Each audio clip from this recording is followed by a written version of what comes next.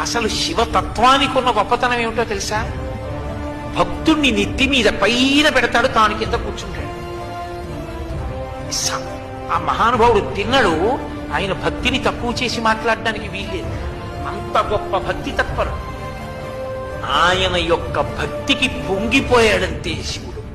బుచ్చి దొంగదండాలు పెట్టి స్తోత్రాలు చేసి బిల్వదళాలు తీసుకొచ్చి వేసేస్తే పొంగిపోతాడనుకోకూడదు. ఆయన అసుతోషుడు, దానికి పొంగిపోతాడు, కాదంటలేదు నేను.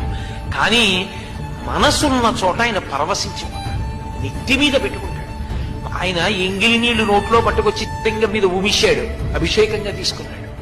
అంటే మనం చేయకూడదు, తిన్నడికి తెలియదు కాబట్టి చేశాడు, దాన్ని భక్తితో స్వీకరించాడు. కాలి చెప్పుతో శివలింగాన్ని తుడిచాడు, కూర్చగా అంగీకరించాడు. ఎంగిలి మాంసం ముక్క పెట్టాడు, నవ్యోపహారాయతి, మంచి ఆహారం పెట్టామని తినేశాడు. ఇంత పరవశ